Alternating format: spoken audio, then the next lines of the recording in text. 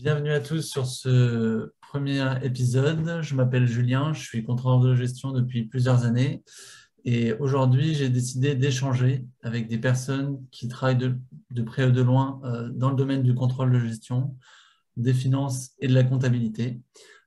Aujourd'hui je reçois Yann. Bonjour Yann, est-ce que tu peux te présenter un petit peu à tous les auditeurs? Bonjour Julien et merci de me recevoir à distance, mais me recevoir quand même. Donc Yann, contrôleur de gestion depuis à peu près 10 ans, alors ancien contrôleur de gestion. J'ai travaillé au sein de grands groupes tels qu'Alstom, mais aussi de PME industrielles. Alors, en 10 ans, j'ai fait à peu près 5 ou 6 entreprises dans différents secteurs d'activité, mais surtout dans l'industrie. Et j'ai eu aussi en charge le management d'une équipe de contrôle de gestion.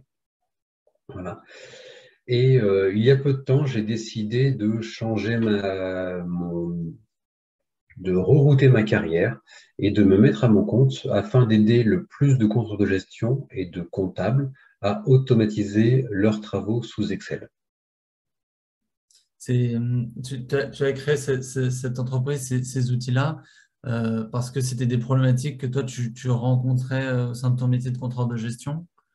Complètement, complètement. En fait, dès que j'ai commencé dans le contrôle de gestion, Euh, j'ai compris qu'en fait, en tant que contrôleur de gestion, 60 à 80% de ton travail est récurrent.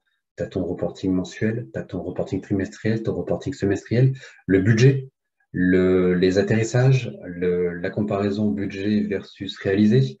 Et une fois qu'en fait, tu as compris que globalement, tu vas refaire le travail tous les mois et souvent de la même façon, euh, bah, tu te dis à un moment donné, quelle est ma valeur ajoutée et comment je fais pour automatiser.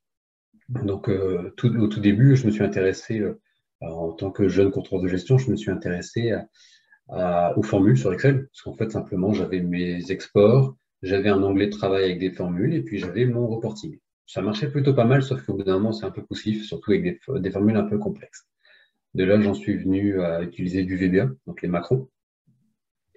Et puis, ça marchait plutôt pas mal. Vraiment, c'était vraiment assez puissant.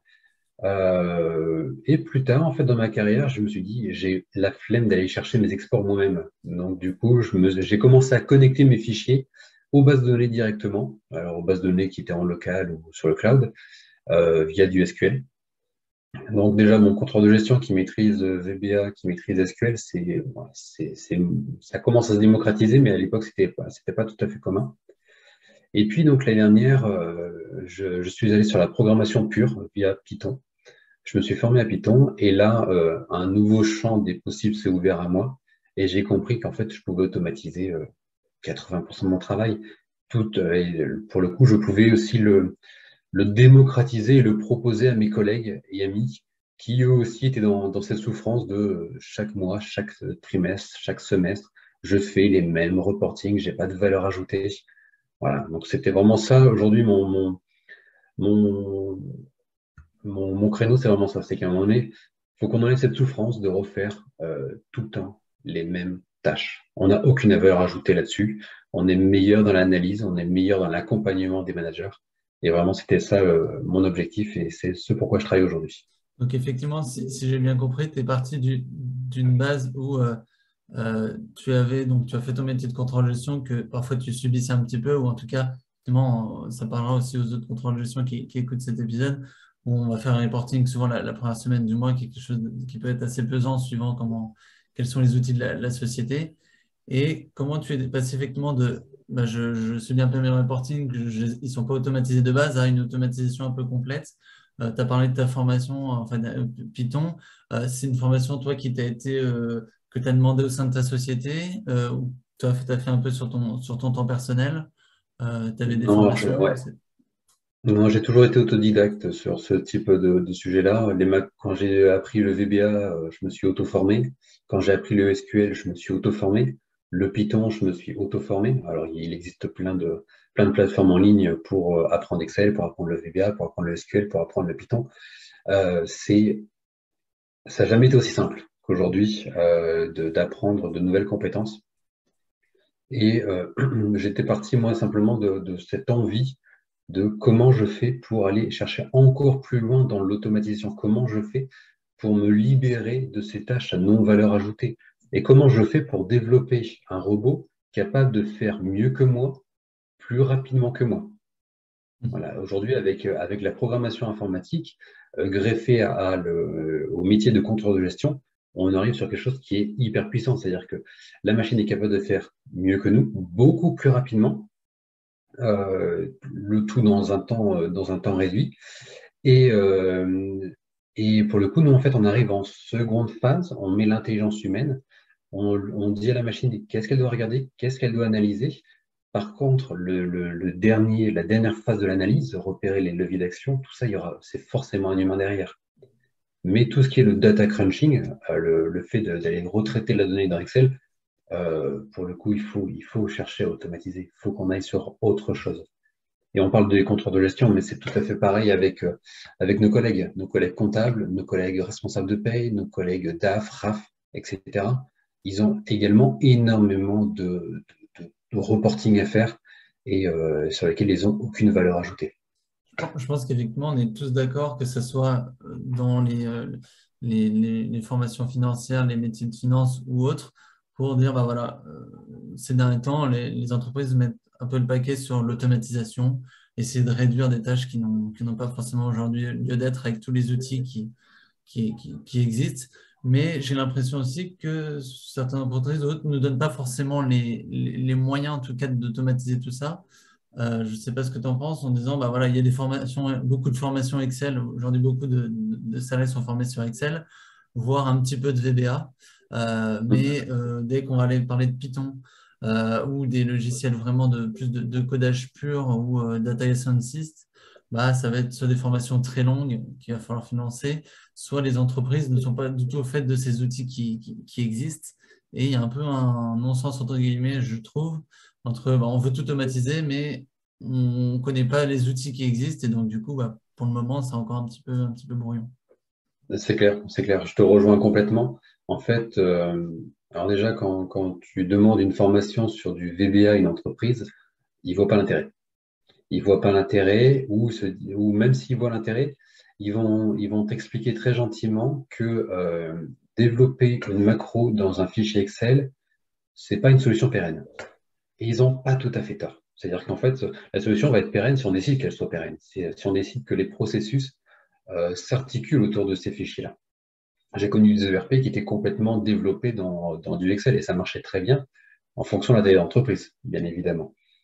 Ce que les entreprises oublient, et ce que beaucoup de nos managers oublient, c'est que souvent ils nous parlent de projets, de BI, de refonte, de data warehouse, etc. Sur des projets sur lesquels on est sur plusieurs dizaines de KE qui vont prendre un temps de fou, sur lesquels on va être sur un délai qui est hyper long, et sur lesquels en fait il va falloir que la mentalité des personnes dans le service change. C'est-à-dire que je me mets à la BI, je comprends comment les données sont construites, je comprends comment l'analyse est faite. On est sur un projet qui est hyper lourd et sur lequel en fait on a un ROI qui est difficilement quantifiable et sur lesquels on aura du mal vraiment à mesurer l'impact d'un projet d'IA. Ce que les entreprises oublient, ce que nos managers oublient, c'est que la meilleure innovation, en tout cas celle qui a le plus beau ROI, c'est l'innovation frugale. Ça veut dire que ce petit fichier qui est automatisé grâce à une macro, ce processus de vérification des notes de frais, voilà, ces petites innovations, elles ont un ROI de malade, mais mis bout à bout, derrière, on a vraiment une rentabilité dingue et on sait qu'en plus, on ne doit pas changer la mentalité parce qu'en fait, les outils s'adaptent à l'humain et les deux sont à avance de concert. Sur un projet de refonte de RP, sur un projet de refonte de système d'information, il faut changer les mentalités. L'outil, généralement, s'adapte à 60-80% à, à l'organisation. Le reste, les 40 à 20% restants, bah, pour le coup, il faut soit on aura de la perte au feu, soit on aura un rejet de la part de l'équipe. Combien on voit de projets qui durent dans le temps parce que les équipes montent au créneau en disant non, ça ne nous correspond pas. C'est pas notre façon de travailler. Voilà. Aujourd'hui, je pense qu'en fait, il faut qu'on aille de plus en plus souvent sur des petits projets, sur des innovations frugales, mais qui vont fluidifier le quotidien. Et je pense qu'effectivement, de réfléchir de cette manière, ce serait plus intéressant, ça poussera plus aussi les directeurs d'entreprise, à mon avis, à faire bouger les choses, plutôt que de voir effectivement un énorme changement de RP en se disant, bah, aujourd'hui, quelque chose marche, on sait qu'on a collé des patchs un peu partout parce qu'il y a des fuites, mais on a mis des patchs partout, il y avait des consultants qui sont venus, mais c'est plus les mêmes aujourd'hui.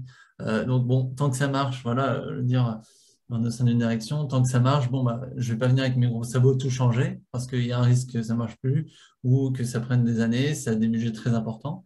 Mais si on réfléchit déjà peut-être par service sans changer tout le système d'information de la boîte, en disant, bah voilà, tel service, on a automatisé telle tâche pour les notes de frais, typiquement en compta, c'est ce genre de choses dans certaines boîtes ou les RFA, les remises de fin d'année, eh bien, d'une boîte à l'autre, on voit que parfois ça prend 3 personnes à temps plein et dans d'autres, ça prend 1 heure par semaine.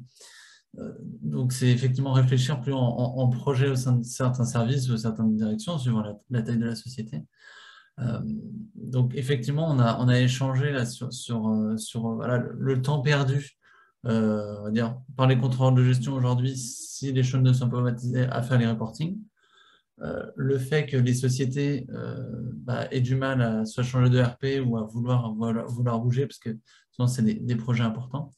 Il y a aussi autre chose, je pense, sur lesquelles on pourrait discuter, c'est au niveau des données. Voilà, souvent, la problématique, ce que tu en penses, c'est qu'on a des données un petit peu à droite à gauche, on utilise plein d'outils différents qui ne sont pas forcément connectés.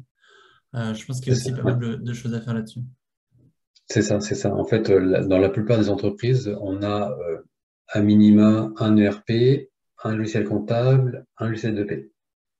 Ça déjà, les trois. Pour peu qu'on rajoute un logiciel de gestion des temps du personnel, qu'on rajoute un outil de suivi de production, voilà, on peut en rajouter plein. Et en fait, nous, aujourd'hui, en tant que contrôleur de gestion, ce qu'on va chercher à analyser, c'est la donnée financière. Sauf qu'en fait, la donnée financière qui vient de la comptabilité, si elle n'est pas liée à des éléments de productivité, donc venant de l'ERP, venant de logiciel de production, elle ne veut rien dire. Parce qu'en fait, le métier en tant que contrôleur de gestion, c'est pas de faire un compte de résultat ou un bilan. Ça, on n'a aucun intérêt là-dessus. Le but du jeu pour nous, c'est d'aller découvrir les leviers d'action qui peuvent être actionnés et en quoi ils sont cohérents par rapport à la stratégie de l'entreprise.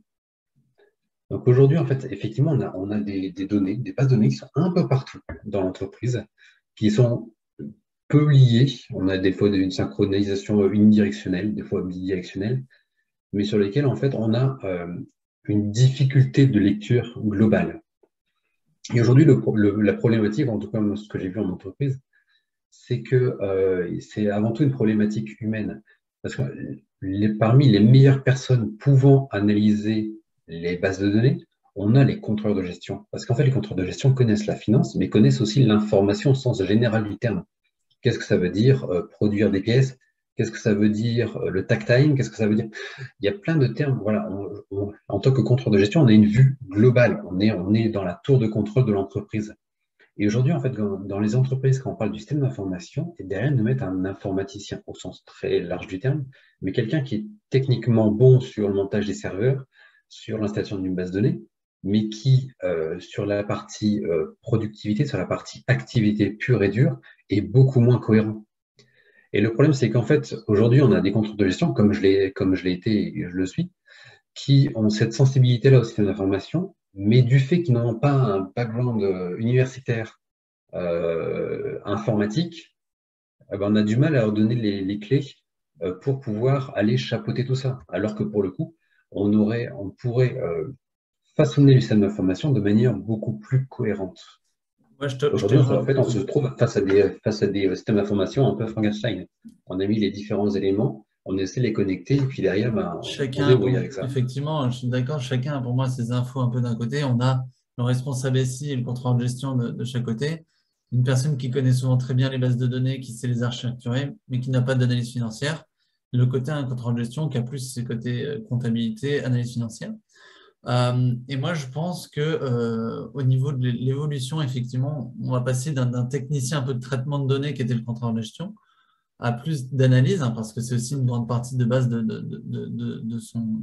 métier de contrôleur de gestion, Et justement, selon toi, quelles sont un peu les conséquences qu'un développeur un contrôle de gestion pardon, pourrait développer pour avoir un peu cette caquette à la fois un peu SI et à la fois analyse, savoir gérer, structurer une base et à la fois l'analyser. Euh, Alors, je pense que si le contrôleur de gestion déjà est consciencieux et professionnel, quand il va produire ses résultats financiers, il va chercher à les comprendre. Et pour ça, il va être obligé de remonter dans le système d'information. De là, il faut avoir cette curiosité d'aller dans l'ERP. Alors, des fois, c'est un contrôleur de gestion, on n'a pas la liberté d'aller dans l'ERP, donc il faut se battre un petit peu pour qu'on aille chercher les clés et qu'on nous ouvre l'ERP. Mais parce qu'on a besoin de comprendre comment l'information a été générée. Déjà, quand on dit une information, qu'est-ce qu'une information? Une information, c'est une donnée sur laquelle on a mis du sens. Aujourd'hui, on parle d'un système d'information, mais souvent, en fait, on a un système de data. On n'a pas mis de sens encore. Donc, aujourd'hui, quand j'ai en comptabilité un produit, une facture client qui est passée, souvent, cette facture est générée par un autre système. Il faut comprendre comment elle a été générée, par qui elle a été générée et pourquoi elle a été générée. Pareil sur la gestion des temps, pareil sur les charges, etc., etc. C'est à ce moment-là qu'on pourra déjà de lui donner une cohérence et que ça deviendra une information pour nous. De là, quand le contrôleur de gestion va vraiment mettre les mains dans le cambouis, parce que moi c'est ce que je conseille souvent au contrôleur de gestion, c'est vraiment d'aller mettre les mains dans le cambouis, il va être obligé d'aller de passer derrière l'interface de l'ERP.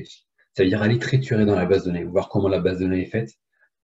Pour ça, bon, il y a des consultants qui font ça très bien, mais ils ne sont pas dans l'entreprise, ils ne connaissent pas l'activité, ils vont rester là 2, 3, 4, 5, 6 mois. Monter en compétence, aller voir comment la base de données est faite, aller comprendre comment les flux sont faits. Voilà.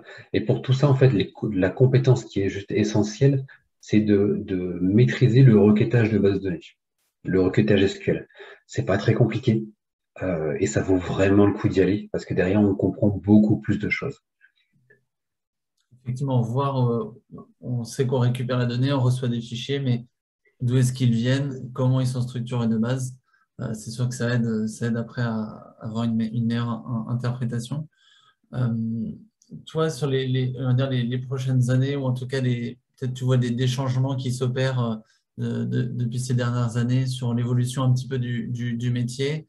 Euh, Est-ce que tu as un avis là-dessus? Je pense que tu as plus de recul. Moi, ça fait 4-5 ans à peu près que je fais ce métier-là. Toi, un petit peu plus. Est-ce que tu as vu des évolutions ces 10 dernières années, des vrais changements ou pas?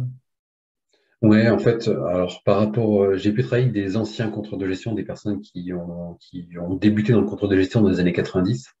C'était vraiment l'époque où le contrôle de gestion venait se démocratiser dans les entreprises.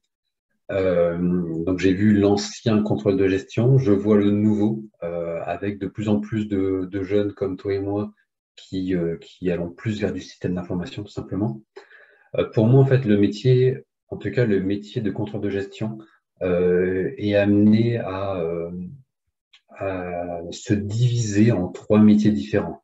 Il va y avoir des techniciens du contrôle de gestion, c'est-à-dire que les personnes qui font du data crunching, qui prennent des données, qui les retraitent, qui produisent des états, qui comprennent à moitié, et sur lesquels ils auront très peu d'action. Voilà.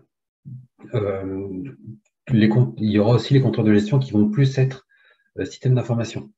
Ça veut dire, je comprends comment la donnée est formée, je comprends dans quoi elle s'inscrit. De là, je vais mettre en place de l'ABI sur un système d'information que j'aurais aidé à structurer et qui nous permettra d'analyser nos leviers d'action et de pouvoir agir avec la direction sur les résultats. Voilà. Et pour moi, il y aura un dernier niveau de contrôle de gestion, c'est ceux qui vont aller plutôt vers du profil de data scientist, qui seront très à l'aise dans des analyses spontanées, aller faire des grosses investigations. Tout ce qu'en fait l'ABI sera passé à côté parce que l'ABI, il ne faut pas oublier, l'ABI est construite autour d'un système d'information et en vue de soutenir une stratégie.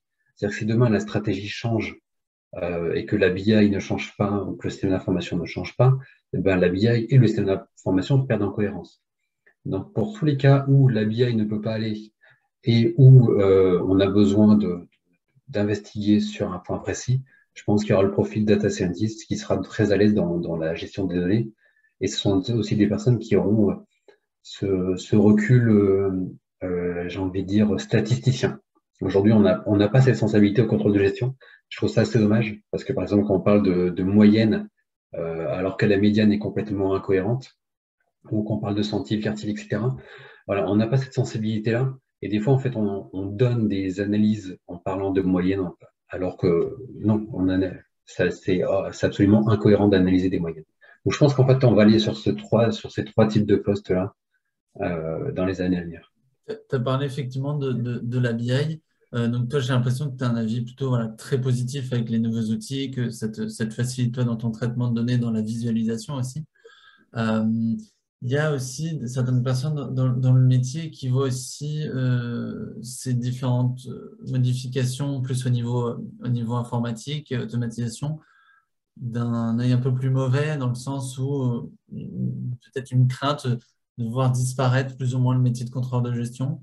Toi, c'est pas quelque chose qui te fait peur, là, le fait que voilà, ça se trouve demain, en 2 minutes, on peut faire nos reporting rapidement, on n'a plus besoin d'un contrôle de gestion. Toi, l'humain sera toujours présent. On parle Alors, de vos métiers. l'humain, alors, j'ai appris, moi, dans un très grand groupe que je ne citerai pas, mais globalement, si on ne fait pas partie du changement, on est balayé par le changement. Mhm.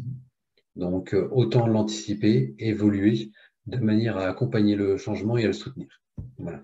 Ok. Le métier de comptable, parce que pour le coup, le Ouais, on peut métier de faire comptable, pareil. lui, il est en pleine mutation et il a pris un sacré coup ces dernières années avec la lecture automatique des PDF, le rapprochement automatique facture, flux dans l'ERP. On a beaucoup d'automatisations qui ont été mises en place sur le métier de comptable. Et en fait, effectivement, ça a balayé certains emplois. Ça, mais ça a permis à d'autres en fait de monter en compétence et d'aller sur d'autres tâches à plus haute valeur ajoutée. Aujourd'hui, je ne vois pas l'intérêt d'effectuer un métier qui te demande de faire les mêmes tâches bêtement, de reprendre les mêmes exploits sur lesquels tu fais les mêmes manipulations en vue d'obtenir les mêmes reporting. Je vois pas l'intérêt. Autant l'automatiser et après derrière monter en compétence sur l'analyse, sur le système d'information. Voilà. Aujourd'hui, je vois effectivement, il y aura certainement de la porte-feu pour certains, mais pour ça, je pense qu'il est du devoir de chacun d'anticiper le changement et de l'accompagner et de se former pour pouvoir être cohérent une fois que le changement sera mis en place. Ok. Je vois.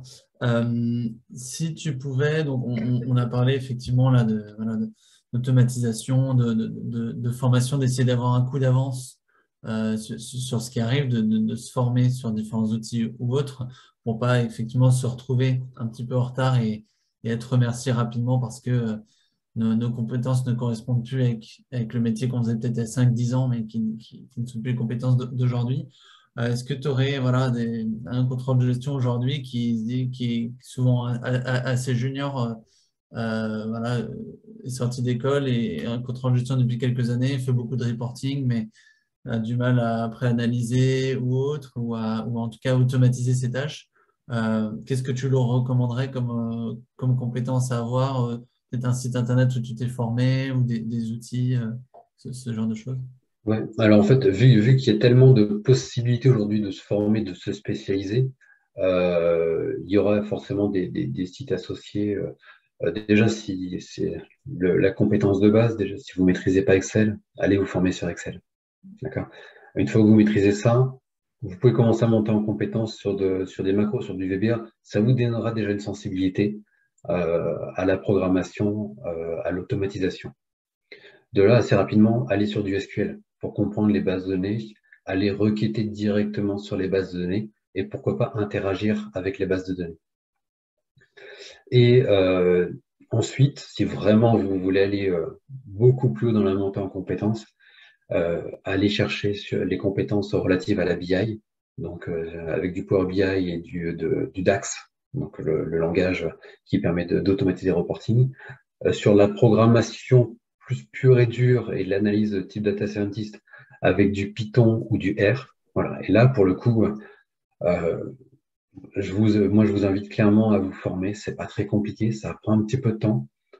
Quand j'étais manager de l'équipe, généralement, moi, je leur donnais quartier libre 4 à 5 heures par semaine pour qu'ils s'auto-forment et pour le coup, ça c'est le niveau de productivité a augmenté de semaine en semaine. Mais en fait, l'auto-formation, c'est vraiment pas du temps perdu. Allez vous former sur ce type de compétences-là et derrière, vous allez augmenter drastiquement votre niveau de productivité. Pour moi, ça serait voilà, ces compétences-là. Ok. Donc, toi, tu t'es formé 100% en ligne ou tu as par exemple des Oui. livres à recommander, ce genre de choses, des ouvrages que tu aurais lus par exemple? Alors, moi, pour le coup, le site que je recommanderais les yeux fermés, c'est DataCamp. C'est ce site-là qui m'a formé sur Python. Je crois aussi qu'il forme sur DAX, sur R, sur SQL. Voilà. Le prix est ridicule. Je crois qu'on est à 300 € l'année. Et derrière, en fait, on a totalement toute liberté pour se former et avancer.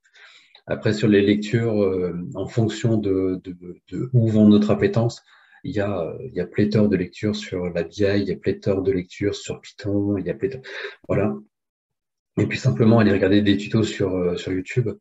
On a un autre contrôleur de gestion, Alexandre Stevens, qui fait des tutos sur Power BI, qui sont très très bien faits, sans fioriture et qui vous explique comment prendre en main Power BI, comment aller analyser les écarts entre n et n-1.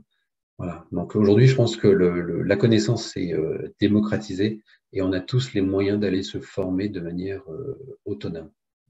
Ok, mais très bien, je mettrai les liens dans la description, comme ça vous pourrez retrouver un petit peu tout ça. Est-ce que tu as une dernière chose sur laquelle tu aimerais partager un peu carte Non, blanche? je pense on a dit tout ce qu'il fallait dire, et en tout cas sur le métier contrôle de gestion.